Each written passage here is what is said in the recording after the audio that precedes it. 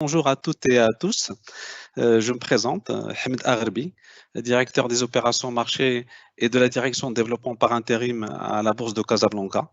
Donc, j'aurai le plaisir d'animer ce webinaire. Donc, après la première édition de 2020 qui a connu un franc succès avec ses 1300 participants sur les 7 webinaires, nous continuons sur notre collaboration constructive avec l'association professionnelle des sociétés de bourse. Donc la Bourse de Casablanca et la PSB sont heureux de renouveler cette série de webinaires qui seront animés cette année par 5 bureaux de recherche, à savoir CDG Capital Insights, CFG Bank, Sogé Capital Bourse, Attijari Global Research et Valoris Securities. Je profite également de cette occasion pour les remercier vivement de leur engagement et mobilisation.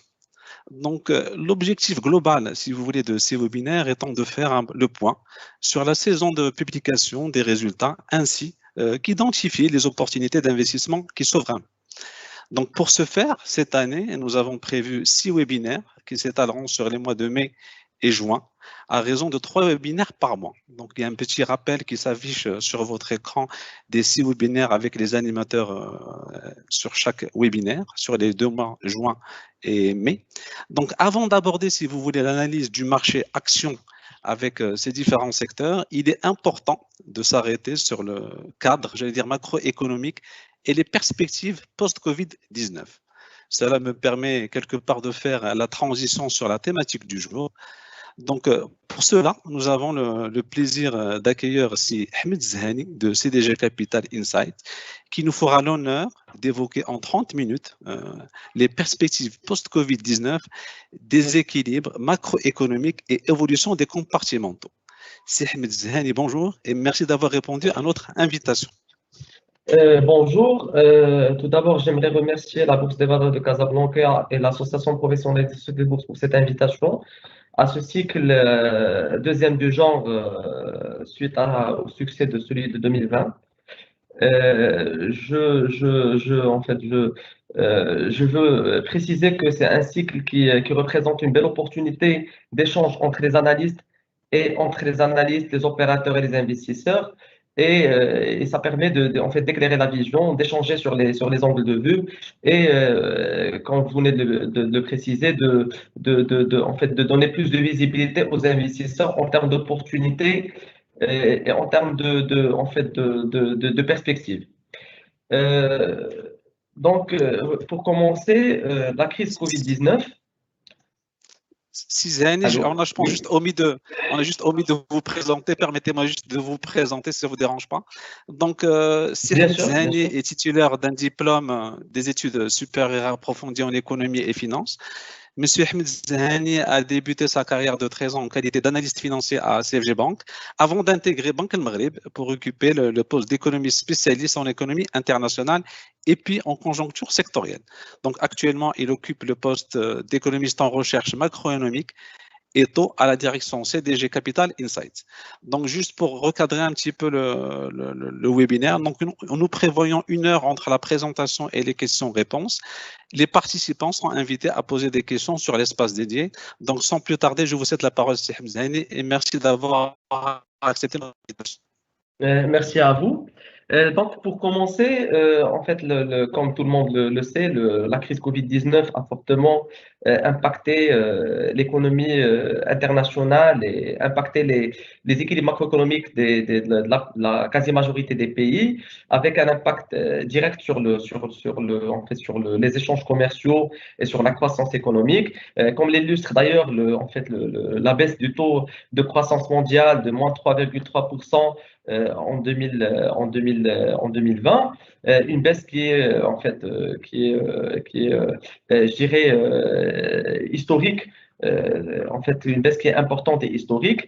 Et comme je viens de préciser, en fait l'impact a été relativement différent selon les catégories de pays, allant des pays développés aux pays émergents vers les pays en voie de développement. Bien sûr, l'impact il s'est pas limité seulement à la croissance économique, à la demande et à la création d'emplois, mais ça a déstabilisé beaucoup d'agrégats macroéconomiques, je dirais, citant particulièrement en fait, l'équilibre des finances publiques, en fait, le taux d'accroissement de la masse monétaire ou de la sphère monétaire, et également les crédits. Donc, beaucoup d'agrégats ont été touchés. Face à cette crise inédite, cette crise sanitaire inédite, l'ensemble des pays ont adopté des plans de relance qui sont articulés sur des politiques publiques aussi bien monétaires que budgétaires, avec bien sûr en fait des cibles sectorielles ou en termes de taille d'entreprise ou même en fait des actions de politique publique qui ont même ciblé en fait les ménages avec en fait l'objectif d'assurer ou d'accompagner la reprise de l'économie et en fait de faire tourner à nouveau en fait le cycle économique entre demande, croissance et création de richesse. La présentation d'aujourd'hui ou l'exercice d'aujourd'hui va porter sur le cas du Maroc. Donc, à l'instar de l'ensemble des pays, le Maroc a été fortement touché par la crise sur plusieurs niveaux. Face à cela, il y a en fait,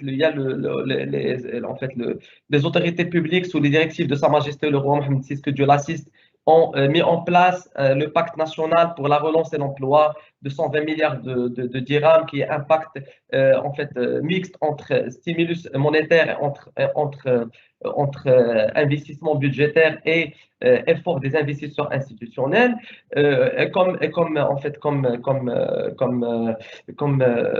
fait visé, c'est d'accompagner de redynamiser le système productif pour en fait surmonter cette crise et retrouver les niveaux d'avant-crise. Zani, si vous permettez, excusez-moi. Ok, je ne savais pas si vous aviez commencé à dérouler les slides ou pas encore. Donc, vous venez de débuter le déroulement des slides. C'est bien ça? Juste exactement, oui. Parfait. Oui. Parce qu'on pensait qu'on n'était pas en train de voir. Merci beaucoup. Merci, pardon. Merci.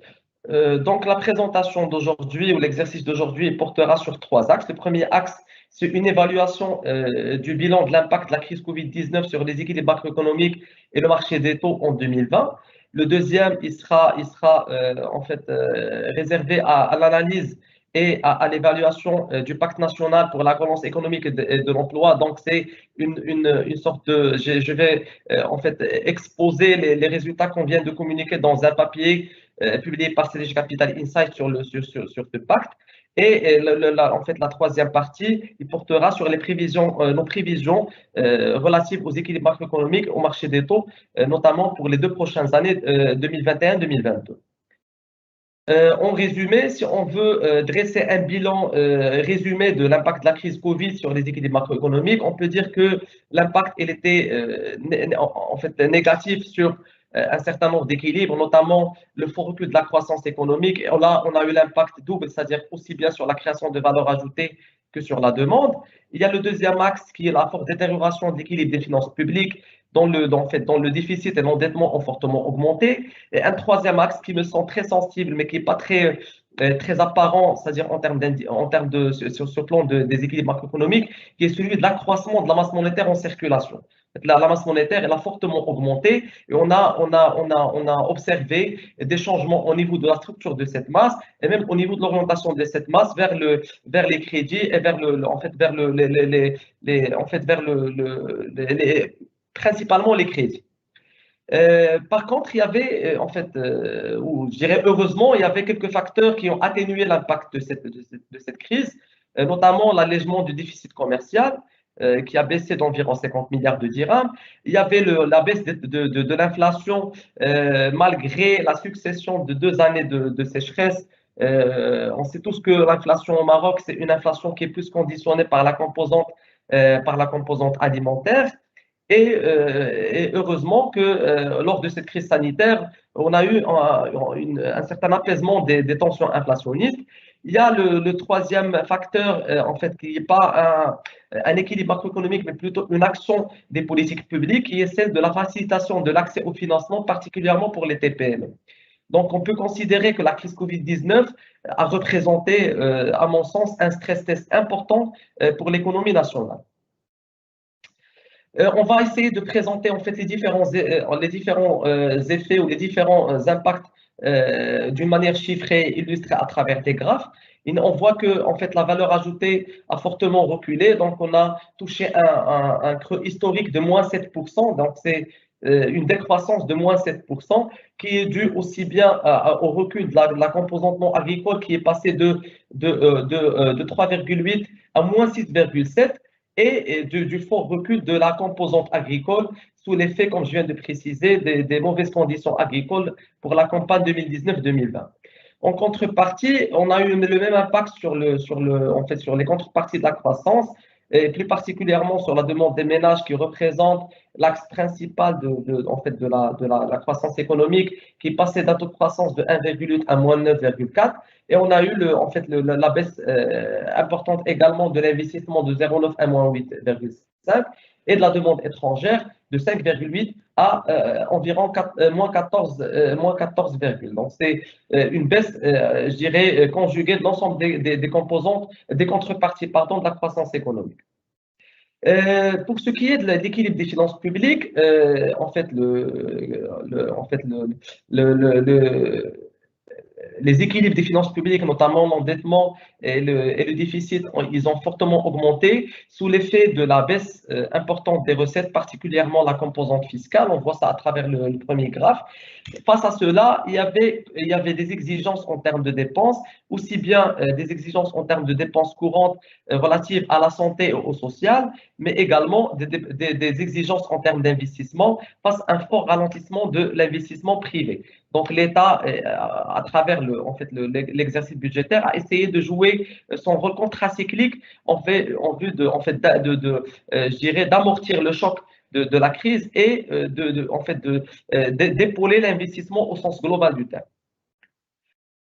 Comme je viens de préciser, l'un des trois axes ou des trois impacts négatifs, qui est à mon sens très important, c'est l'accroissement de la masse monétaire.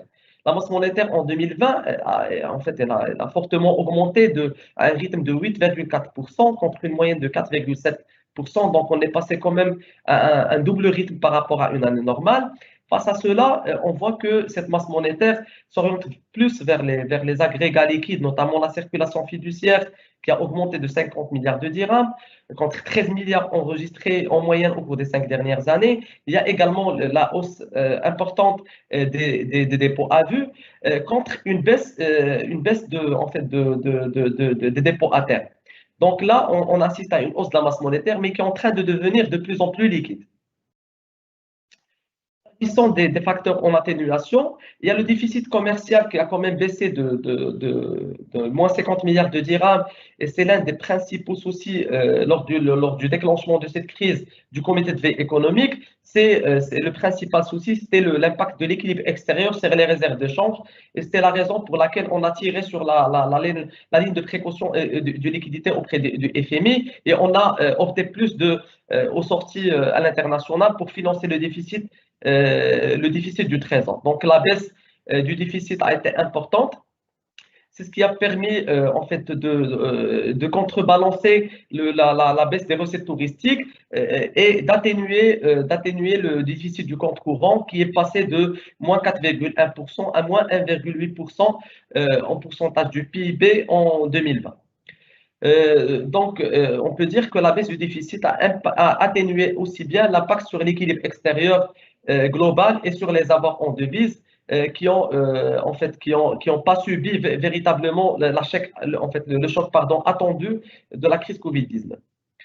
Il y a un deuxième point qu'on peut considérer comme étant un facteur en amortissement qui a amorti un peu l'effet de la crise, c'est en fait la baisse des tensions inflationnistes. Généralement, en période, quand on succède 2 années de sécheresse, généralement, en fait, les prix de l'alimentation augmentent et on a une surchauffe inflationniste. Cette année, ce n'est pas le cas et c'est un peu expliqué plutôt par le recul de la demande qui est dû à la hausse du chômage, au ralentissement des transferts des Marocains résidant à l'étranger et à la baisse des crédits à la consommation de moins 4,2% en glissement annuel en 2020. Et il y a également l'affaiblissement des revenus des ménages ruraux à cause des résultats médiocres de la saison agricole. Le troisième point qui est venu en atténuation, c'est les initiatives prises par le gouvernement. Et là, je liste rapidement ce qui a été fait par Banque Maghreb et les produits créés en fait, en réponse à cette crise inédite par la Caisse centrale de garantie. Banque Maghreb a baissé à deux reprises l'auto directeur et elle a annulé le taux de la réserve monétaire obligatoire. Il y avait l'assouplissement des ratios prudentiels du secteur bancaire en termes de solvabilité, de liquidité et même de classification des créances en souffrance pour encourager la distribution du crédit. Le changement de la stratégie d'intervention vers les instruments de long terme, comme avant la crise, articuler ces interventions plus sur les avances à 7 jours. Maintenant, il opte plus pour en fait, les pensions livrées à 3 mois, 1 an. Donc, il y a quand même, il cherche à stabiliser les ressources des banques. Il y a la satisfaction de la totalité de la demande lors des appels d'offres qui donne en fait, des injections hebdomadaires qui dépassent parfois le besoin et l'adaptation des instruments de financement de long terme en vue de répondre aux besoins des opérateurs, c'est-à-dire la hausse des fréquences des adjudications des prêts garantis pour répondre aux besoins des opérateurs. La Caisse centrale de garantie a créé 3 produits. Le Daman Oxygène qui a été créé très rapidement en mars en vue en fait, comme son nom l'indique, de donner une bouffée d'oxygène aux entreprises qui avaient des difficultés de financement. Et les 2 produits Relance TPE et Daman Relance ont été lancés en juin, destinés à financer le besoin de fonds de roulement et d'investissement de l'ensemble des catégories d'entreprises. Et si on veut évaluer, en fait, voir un peu même les facteurs, je dirais, structurels qui ont permis d'amortir le choc, il y a le fait que l'économie nationale est plus tournée vers la demande intérieure. On voit ça à travers les contributions au cours des 10 dernières années, de la consommation intérieure et de l'investissement, contrairement à la demande étrangère qui a contribué négativement à la croissance. Il y a également en fait, la FELPA de l'industrie. Là, c'est un graphe du ministère de l'Industrie sur la base d'une enquête qui a été menée. En fait, la part de l'industrie tournée vers l'exportation, il représente environ 1% de l'industrie globale. Donc, même notre industrie, elle est plus axée. Donc, on a quand même en fait, bénéficié de cette protection, de ce protectionnisme naturel de notre économie. En fait, plusieurs facteurs ont également contribué à amortir le choc. C'est la rigidité du marché de l'emploi. On dispose de l'un des marchés d'emploi les plus rigides selon le coefficient d'aucun. On est sur un coefficient d'élasticité qui est trop faible comparativement aux pays développés, dont le coefficient il peut atteindre 100% pour le cas des États-Unis. Il y a la concentration de l'IS et de l'IR qui a permis d'amortir un peu le choc de la crise sur les recettes fiscales. Il y a la réactivité du comité de veille économique, que ce soit en termes de report des paiements fiscaux, de création de lignes de financement et bien sûr de soutien à travers les indemnités octroyées aux ménages démunis ou touchés par la crise. Pour ce qui est du marché des taux, si on veut faire un bilan rapide de ce qui s'est passé en 2020, je dirais qu'il y a 4 facteurs qui ont impacté l'évolution du marché. Il y a premièrement les 2 baisses de taux directeurs de moins de 25 PBS et 50 PBS. Donc, ça fait une baisse de 75 PBS au total en 2020. Le deuxième facteur, c'est la forte hausse du besoin de financement du trésor public qui a plus que doublé vu le doublement du déficit, qui est passé de 40 à plus que 80 milliards. Il y a la préférence des investisseurs pour la liquidité justifiée par le contexte de crise et par la baisse des taux. Et il y a les 2 sorties à l'international du Trésor, la première d'1 milliard d'euros enregistrée en septembre et la deuxième de 30 milliards d'euros de dollars enregistrée et qui est une levée exceptionnelle enregistrée en décembre. Donc, si on veut voir un peu l'évolution de la courbe des taux sous l'effet de l'ensemble de ces facteurs, T1, c'était marqué par des anticipations d'un besoin important conjugué à une baisse du taux directeur. Donc, ça a donné en fait une légère hausse sur le court moyen terme et une légère correction baissière sur le long terme. T2, il y avait les doubles baisses du taux directeur associé à un fort mouvement vendeur sur le moyen long terme. Donc, on a eu la baisse, en fait, l'exécution partielle de la baisse sur la partie courte, mais on a eu un blocage par rapport à la transmission sur la partie longue, pour la partie longue, parce qu'il y avait une pression d'un mouvement vendeur qui gardait en fait, les taux un peu élevés. Il y a la transmission en T3, la transmission de cette baisse suite à la concrétisation de la première sortie, c'est-à-dire la transmission de la baisse du taux de la partie courte vers la partie longue. quand en fait les opérateurs ils sont assurés que le Trésor il devrait financer une bonne partie de son besoin au niveau international. Et T4, c'était plus marqué par une légère baisse sur le court terme suite à la deuxième sortie du Trésor en dollars qui est la sortie importante. Donc, on voit un aplatissement de la courbe sur la partie, sur les conditions monétaires et on voit également une légère hausse, mais vraiment très légère sur la partie longue et qui est plus en fait alimentée par un mouvement vendeur qui marque souvent en fait la fin d'année suite au mouvement de rachat au PCV. Donc, si on veut résumer ce qui s'est passé en 2020, donc l'économie nationale a été touchée principalement au niveau de la croissance, de l'emploi, des finances publiques, la sphère monétaire et financière. La nature de notre modèle a permis quand même d'amortir le choc, vu que c'est un modèle qui est plus axé sur la demande intérieure, sur l'investissement public, sur la rigidité du marché de l'emploi. On trouve même que certains équilibres macroéconomiques sont améliorés, notamment le déficit commercial, les pressions inflationnistes et l'accès au financement. Pour ce qui est du marché des taux, comme je viens de préciser, la courbe des taux a baissé sous l'effet de la politique monétaire expansionniste de Banque Maghreb en termes d'injection et en termes de taux, des levées à l'international du Trésor d'environ 40 milliards on arrondi et la rareté des opportunités de placement. Maintenant, on va voir en fait, le pacte national pour la relance économique et l'emploi de 120 milliards. Mais avant de présenter le pacte, je vais faire un petit cadrage international. Donc, l'ensemble des pays, comme je viens de préciser, ils ont mené des plans de relance qui sont articulés en trois blocs, des instruments qui sont généralement la politique budgétaire, la politique monétaire et la création de mécanismes de garantie, des cibles opérationnelles qui sont soit des secteurs, soit des catégories d'entreprises, soit les ménages pour le cas des États-Unis qui ont distribué en fait, pendant toute la période de la crise des chèques aux ménages qui ont en perte d'emploi. Et les objectifs, bien sûr, c'est la production, l'exportation et la consommation. Ce mix politique dépend bien sûr des marges et des canaux de transmission et de la nature de chaque économie. Donc, si on veut résumer les déterminants de choix et de la taille en fait, de ces plans de relance, c'est les marges des politiques publiques. On a des pays qui ont des niveaux de déficit et d'endettement élevés, comme le cas de la zone euro après la crise de 2008 et en fait, la crise d'endettement qui a succédé à la crise de 2008. On a d'autres pays, alors qu'ils ont plus de marge en termes d'inflation et d'utilisation du canal monétaire, contrairement à d'autres pays riches comme les pays exportateurs de pétrole qui disposent de plus de marge en termes budgétaires que de marge monétaire. Donc, le mix budgétaire monétaire dépend vraiment des marges dont disposaient les pays avant le déclenchement de la crise. Le deuxième facteur, c'est la structure et la profondeur du système économique. Donc, il s'agit d'une économie de consommation, de production locale ou une économie mercantiliste tournée vers l'exportation. Il y a également la taille des entreprises qui composent le système. Est-ce que ce sont des grandes entreprises, des TPME, etc. Il y a la cyclicité et la composition du panier pour voir un peu est-ce que ces injections, de comment ils devraient impacter l'inflation sur le court et moyen terme. Donc là, c'est un élément très pris en considération dans la conception de ces plans. Il y a le taux de pénétration des importations parce que quand on injecte, on a un taux de pénétration qui est trop élevé, on risque d'avoir une bonne partie de cette masse injectée en dehors du circuit monétaire national, c'est-à-dire en dehors des frontières. Il y a la taille de l'informel qui bloque un peu le multiplicateur de crédit et qui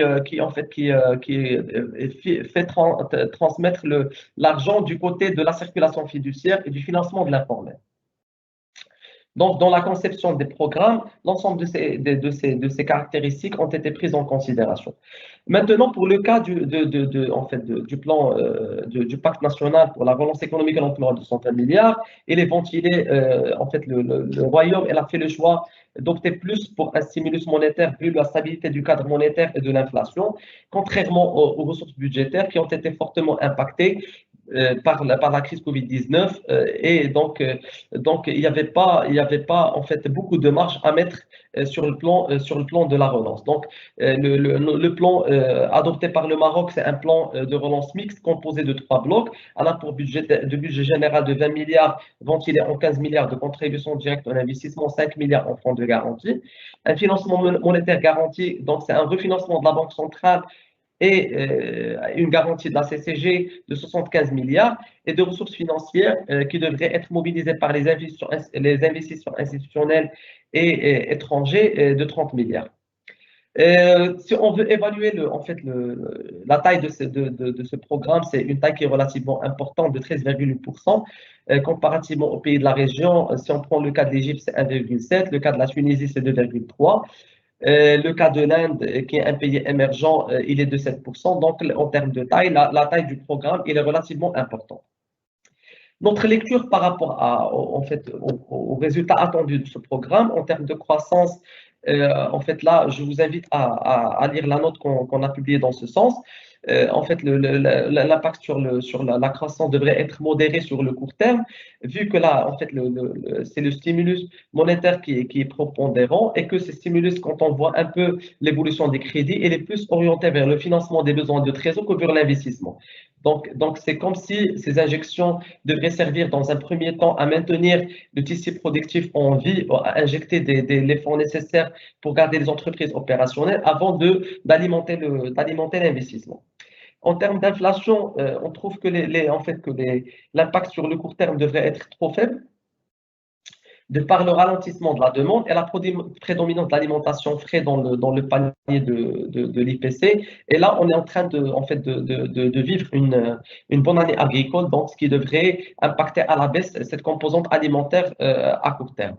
Par contre, sur le moyen terme, l'orientation expansionniste de la politique monétaire en termes de taux qui devrait, la transmission devrait se poursuivre de baisse des taux directeurs vers des taux débiteurs, et ainsi que les injections massives de liquidités devraient, sur le moyen et le long terme, générer un renchérissement des prix de certaines catégories, notamment l'immobilier. Sur le plan de l'équilibre extérieur, on est un pays qui est très consommateur en produits importés. On a un taux de pénétration qui est trop élevé. Donc, on s'attend à ce qu'une partie de ces injections-là sorte hors frontières. Et on a fait l'estimation de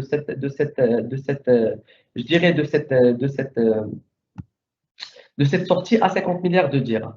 En termes de finances publiques, l'apport de 20 milliards, il a fortement impacté l'équilibre des finances publiques. C'est l'équivalent de 50% de la hausse du déficit enregistré en 2020. Donc, le déficit a augmenté de 40 milliards, dont 20 milliards est expliqué par l'apport à ce fonds stratégique d'investissement.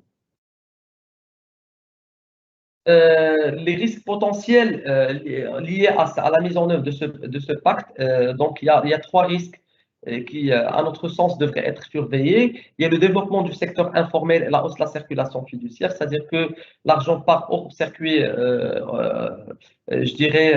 formel et alimente le secteur informel. Il y a la hausse des importations compte tenu du fort taux de pénétration des importations. Et il y a cette volonté de distribuer des crédits et de soulager un peu les règles macroprudentielles de distribution pourrait impacter la montée pourrait générer une montée des créances en souffrance. Donc, en résumé, le pacte il est un pacte qui est très représentatif en termes de taille. Le recours au stimulus monétaire comme principal levier nous paraît judicieux de par les faibles marges budgétaires et l'absence de risque inflationniste à court et moyen terme. L'impact sera important pour le maintien du tissu économique actuel, la relance économique et la création d'emplois sur le moyen et le long terme. Toutefois, il y a des risques à surveiller, c'est le développement de l'informel, le creusement du déficit et l'impact sur les réserves de change et la montée des créances en souffrance. Maintenant, on va passer à la partie la plus importante du cheminement, c'est la partie prévision. Donc, à l'instar de la quasi-majorité des pays, bien sûr, on devrait vivre un redressement des indicateurs, bien sûr, à des rythmes différents.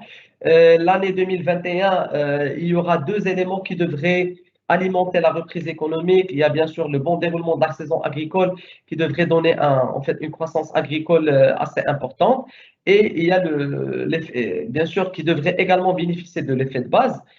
Et même le non agricole devrait bénéficier de l'effet de base. C'est-à-dire que les croissances de 2021 sont des croissances qui sont plus dopées, je dirais dopées par l'effet de base. Et on devrait assister à un ralentissement de cette croissance après le lissement de cet effet de base, que ce soit pour l'agriculture avec une prévision d'une année agricole moyenne de 75 millions de quintaux.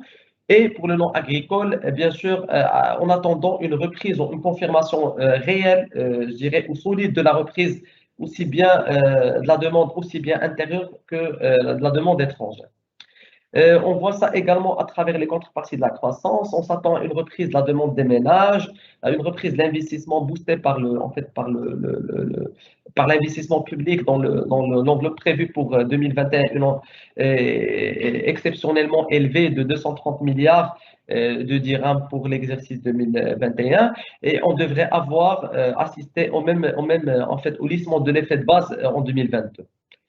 L'IPC, pour ce qui est en fait de l'inflation, le taux d'inflation ne devrait pas augmenter significativement au cours des 2 prochaines années, pour la simple raison que la demande des ménages a été fortement affaiblie par la crise Covid-19, avec la hausse du chômage qui a atteint en fin mars 12,5%, passant d'environ 9% avant la crise, donc quand même une hausse de 3% au cours de l'année 2020 et le premier trimestre 2021.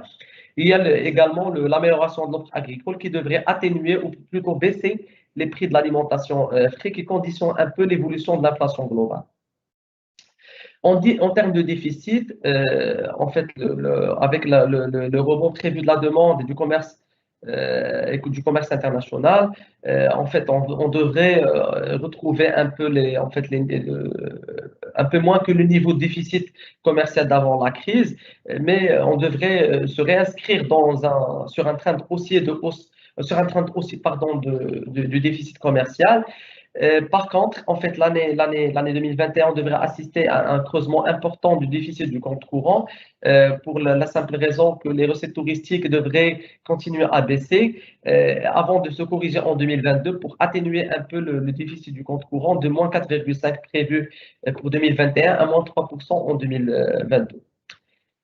S'agissant des finances publiques, comme j'ai précisé, les finances publiques viennent d'entamer un cycle d'exercice budgétaire serré. On est loin des niveaux de recettes fiscales d'avant la crise. Selon notre estimation, si on compare avec un scénario hors crise, en fait, l'État a perdu environ, sur les 2 exercices 2020-2021 environ 65 milliards de dirhams en termes de recettes fiscales. Et face à cela, il y a des dépenses qui sont toujours en augmentation continue parce qu'il y a moins de marge à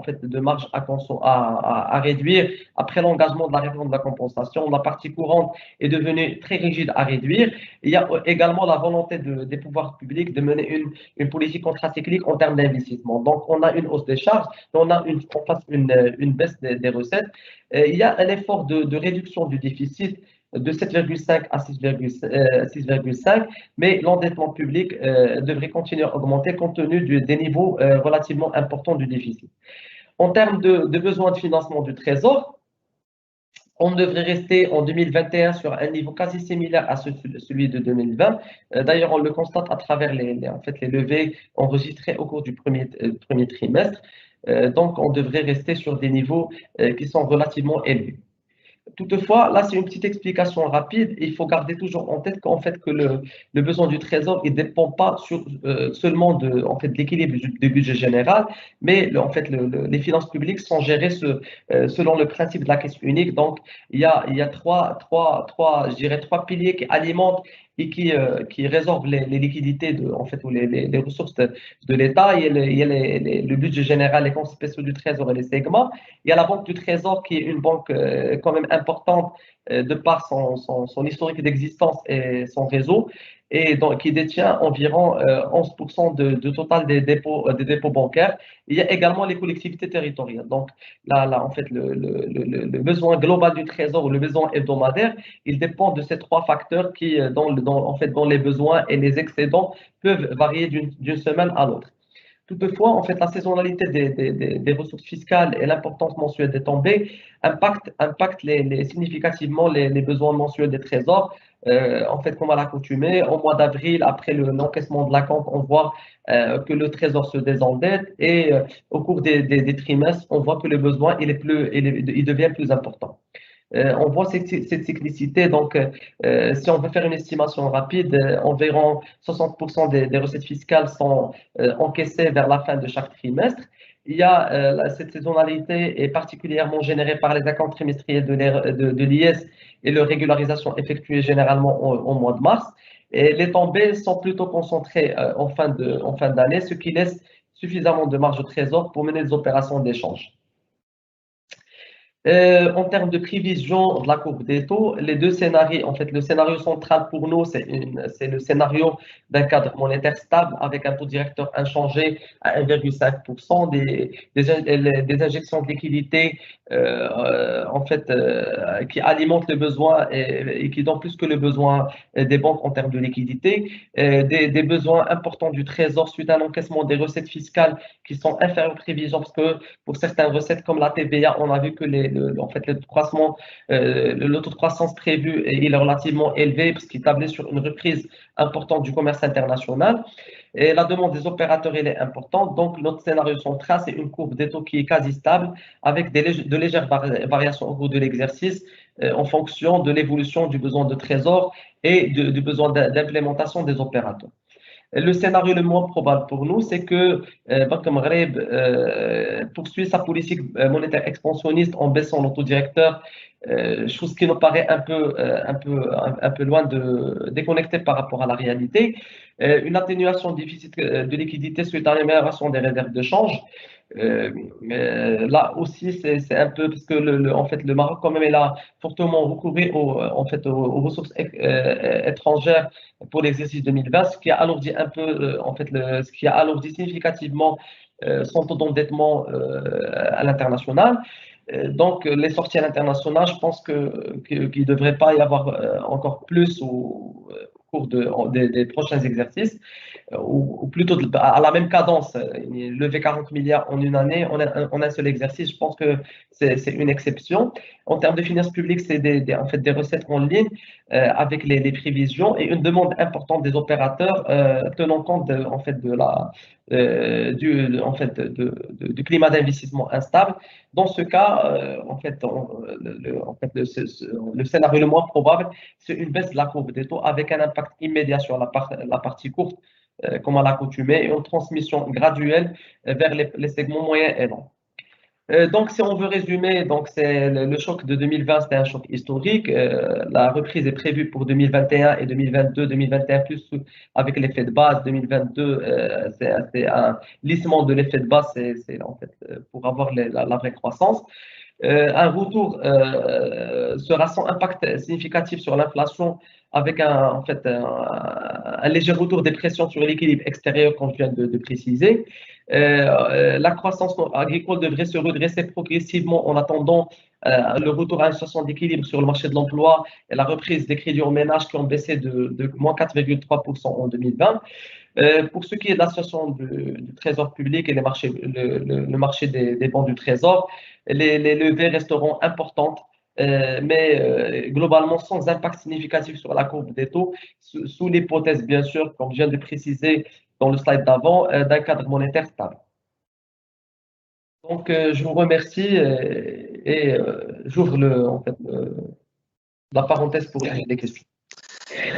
Un grand merci, Hani, pour cette, je pense que pour cette excellente et riche présentation. Vous nous avez fait un joli tour d'horizon en 3 axes sur les perspectives post-Covid, des équilibres macroéconomiques et évolution de compartimentaux qui incontestablement suscitera quelques questions de la part des auditeurs. Permettez-moi juste de checker un petit peu si on a déjà des questions. Un petit instant, s'il vous plaît.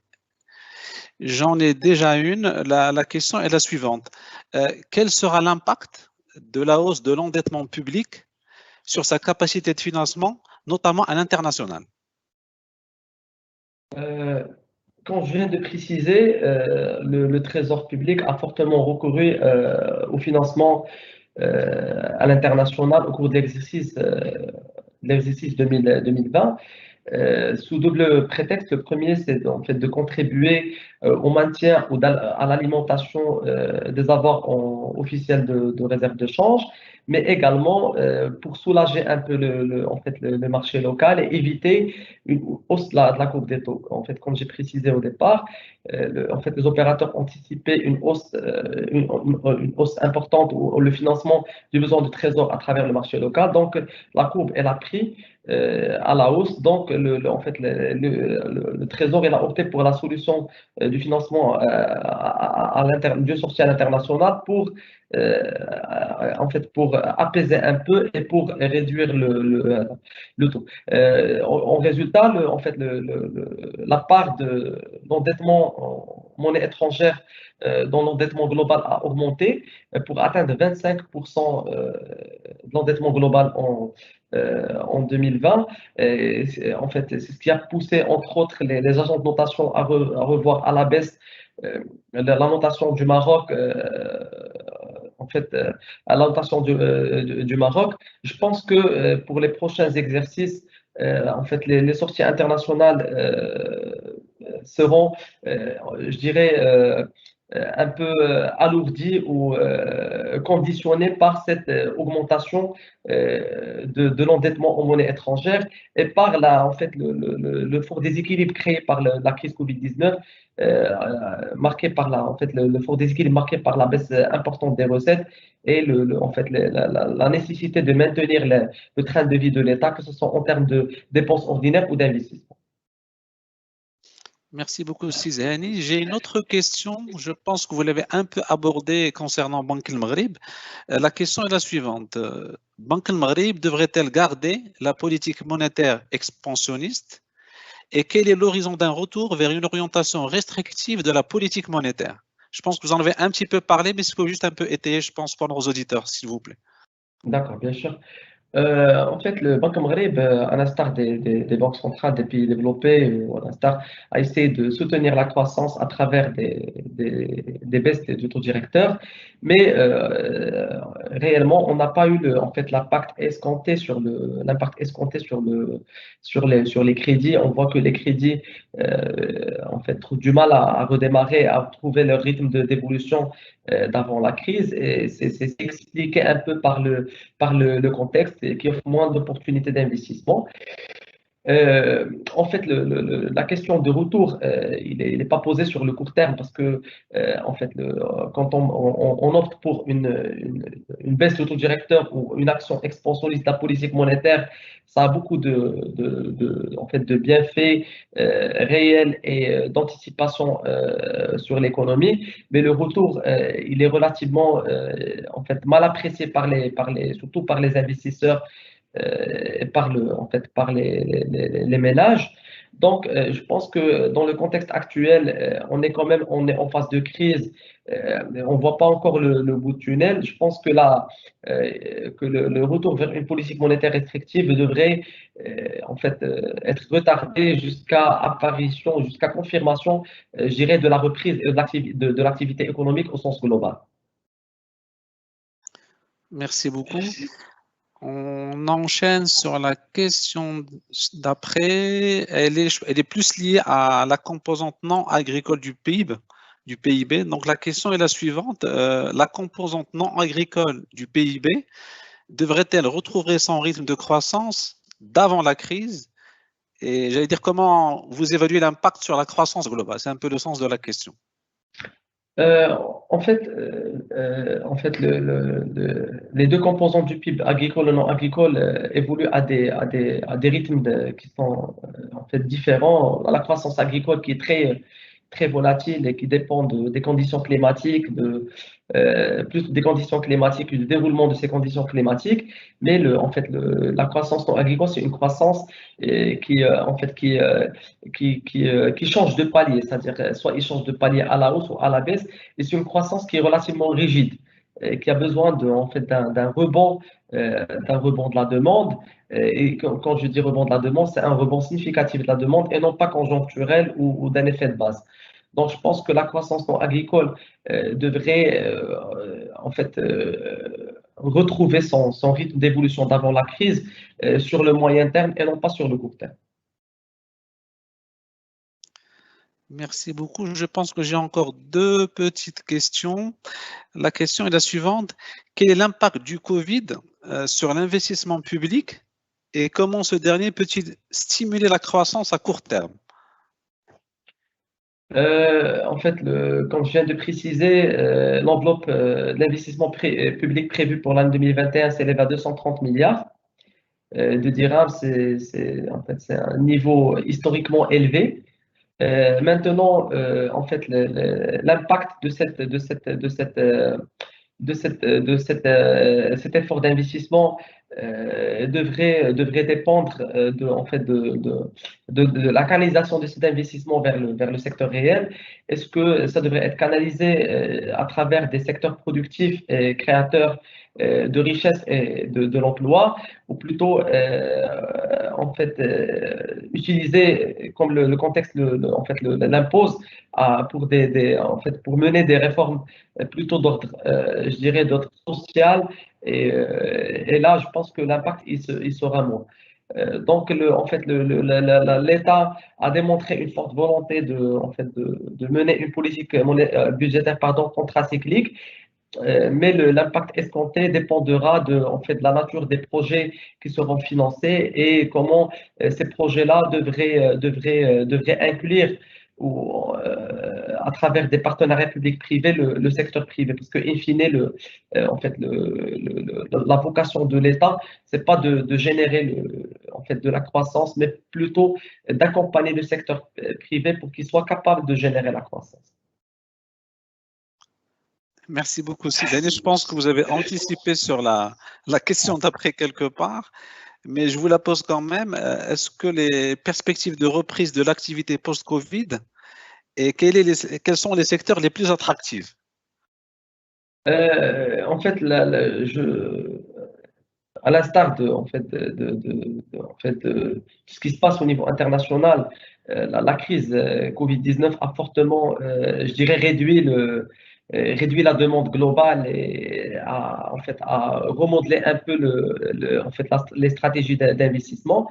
Je pense que les secteurs qui sont les plus attractifs sont les secteurs qui sont les plus proches du noyau pardon, de la demande, notamment je dirais en fait l'agroalimentaire, compte tenu bien sûr des bonnes perspectives de la campagne agricole 2020-2021.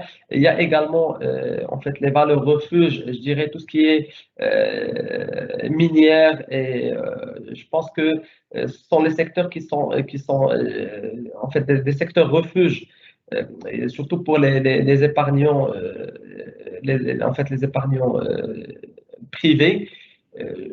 Donc, je reste en fait, sur les secteurs vitaux et sur les secteurs en fait, qui représentent des alternatives de placement dans un contexte de crise. Merci beaucoup. Entre-temps, on a eu d'autres questions, donc c'est de bon augure. Il y a un réel intérêt à votre intervention. Avec le recul d'un an, pensez-vous que les mesures de soutien à l'économie soient bien calibrées?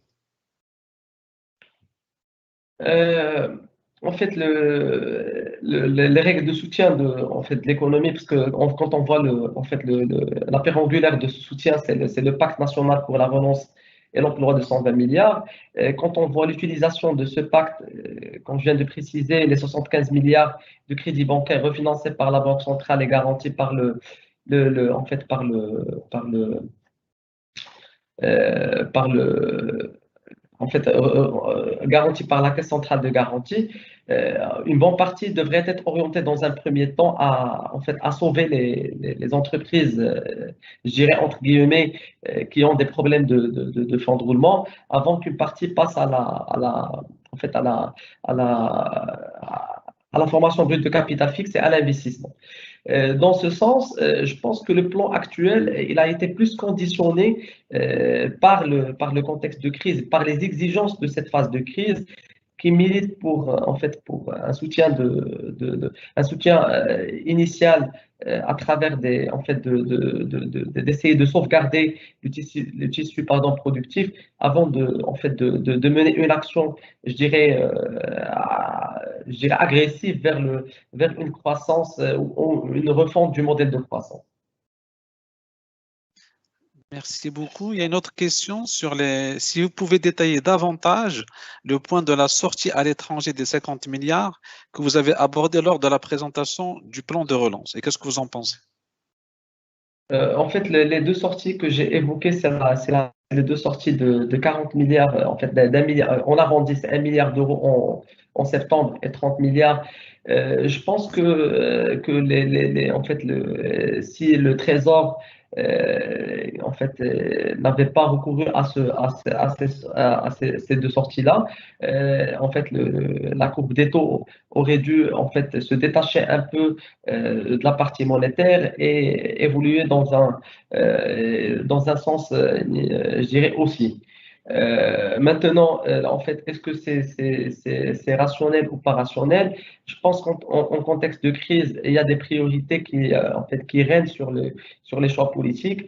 Comme je viens de préciser, l'une des priorités, c'était plus en fait, les avoirs en devises, parce que tout ce qui est géré en local, c'est surmontable, mais quand il y a une baisse en fait, des avoirs en devises, là, on a la perte de la confiance des investisseurs. Je pense que la logique, c'était en fait, d'essayer de profiter et en fait, du contexte de taux baissier et également en fait, de la confiance des investisseurs avant d'avoir en fait, une dégradation des avoirs et bien sûr perdre la confiance des investisseurs.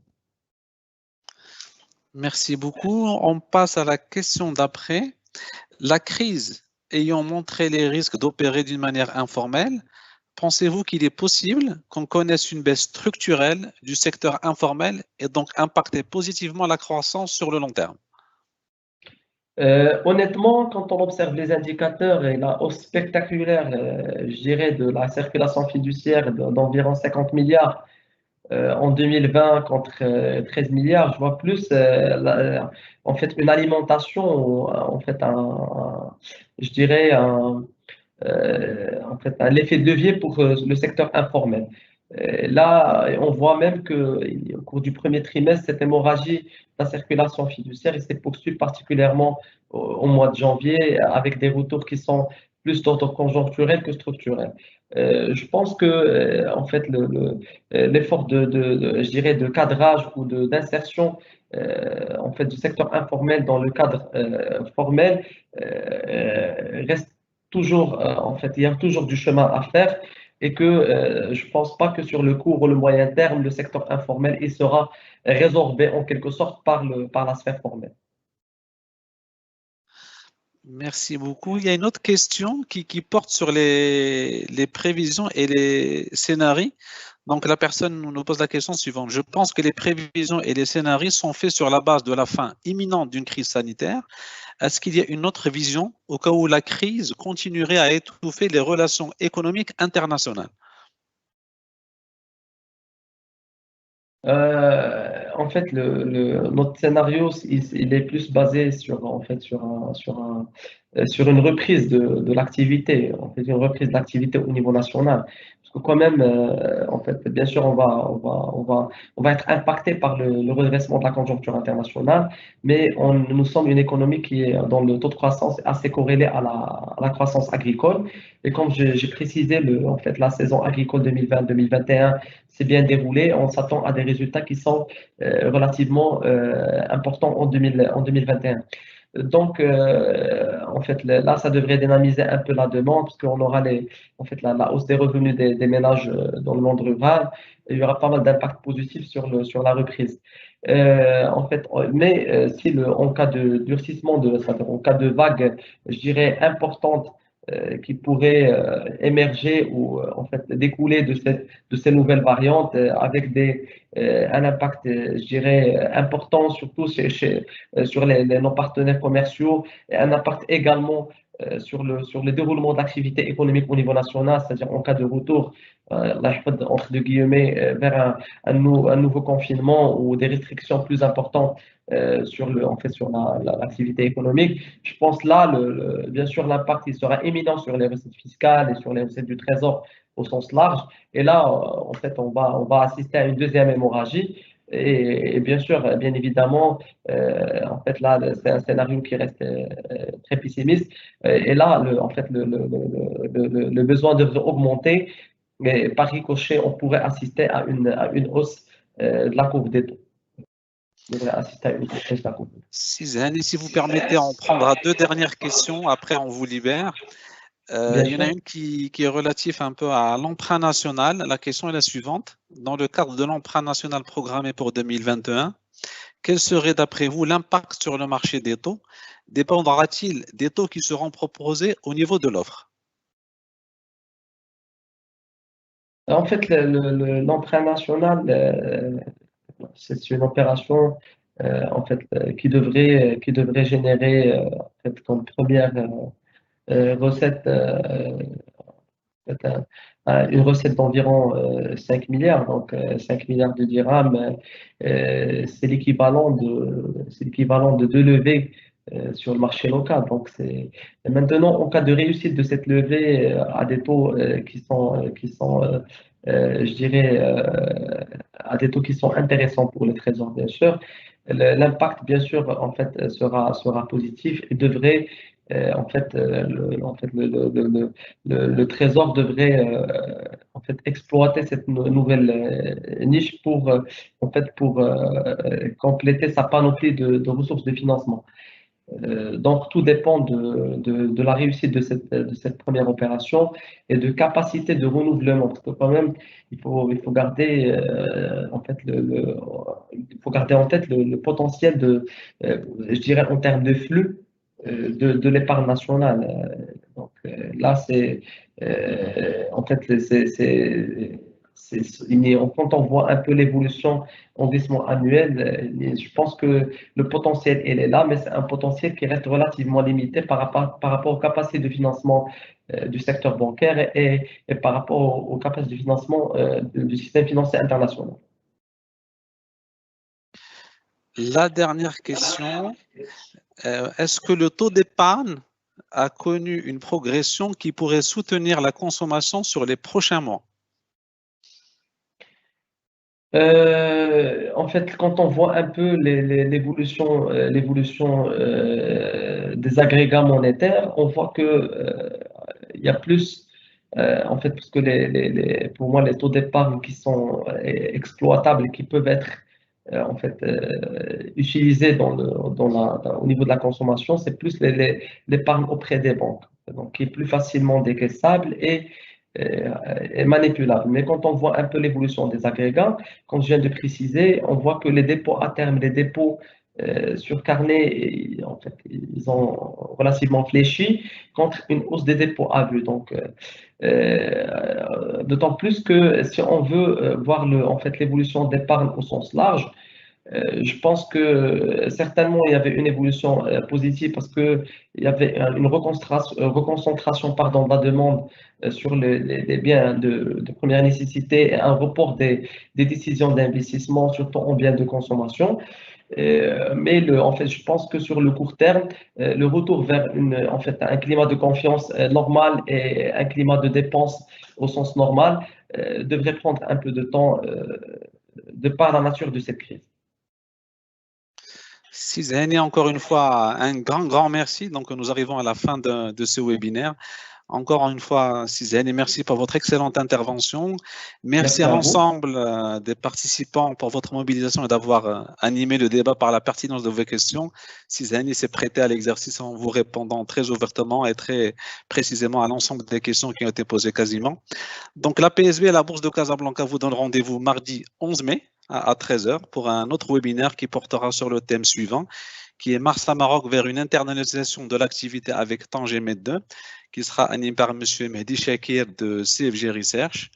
Bien entendu, notre webinaire sera diffusé sur les canaux digitaux de la Bourse de Casablanca, ainsi que sur le site de la PSB, www.apsb.ma, et on vous donne rendez-vous mardi prochain, Inch'Allah, le mardi 11 mai prochain. Voilà, Sizani, encore une fois, merci pour tout. Merci à vous. Merci à Très vous. bonne journée à vous et bon ftour à toutes et à tous. Merci Merci. beaucoup